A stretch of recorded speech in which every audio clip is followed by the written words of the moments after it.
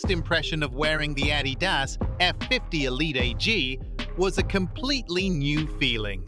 The F50 ELITE AG features the Fiber Touch upper, used in the top-tier F50 versions. Initially, the upper felt stiff, but it gradually became more flexible with continued use. The upper surface has a textured sprint web applied. Although it is applied to areas where the upper and ball often make contact, it was not significantly noticeable during actual wear. The most notable feature of this F50 ELITE AG is the tunnel-type compression fit tongue. I was curious if this soccer shoe could effectively provide a snug fit. Ultimately, the sense of unity was somewhat disappointing. The F50 ELITE laceless version felt more comfortable and securely fitting. The toe box is spacious, similar to the previous X Silo. The width of the forefoot didn't feel tight either. However, the compression fit caused some pressure under the instep. The initial feeling of the compression fit was somewhat awkward, and it took some time to get used to. An external heel cup is applied to the heel. The heel area was not made stiff, and the cushioning inside the heel provided a comfortable feel. However, since the compression fit didn't offer a cohesive fit, gaps continued to form inside the shoe.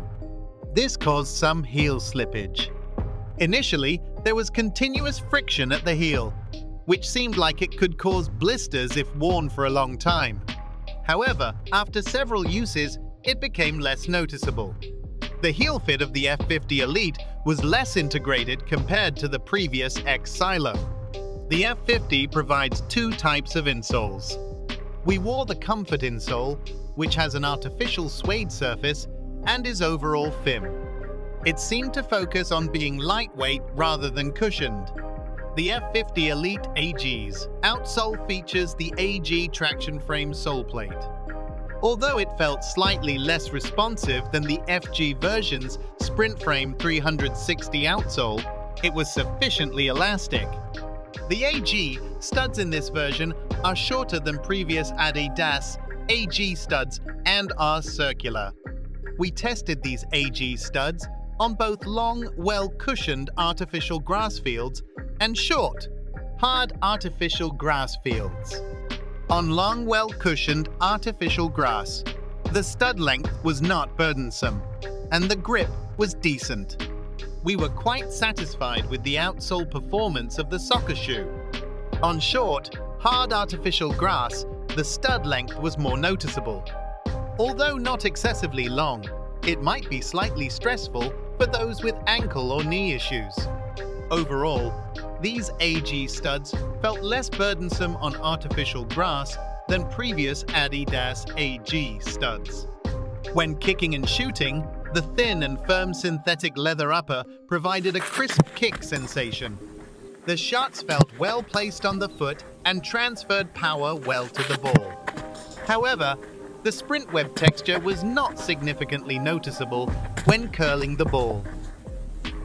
During passing, the touch felt more like rebounding the ball rather than absorbing the impact. Since the upper has no cushioning, more focus was needed when receiving the ball. While dribbling, the lightweight nature of the soccer shoe was advantageous. The outsole's responsiveness was noticeable, allowing for faster dribbling. However, due to the lack of cushioning in the upper, more delicate control was required during dribbling, similar to when receiving the ball.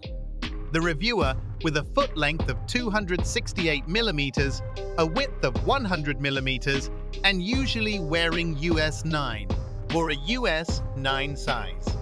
The width felt average, and the length of the soccer shoe seemed long. The size of the F50 ELITE is the same as the F50 ELITE laceless version.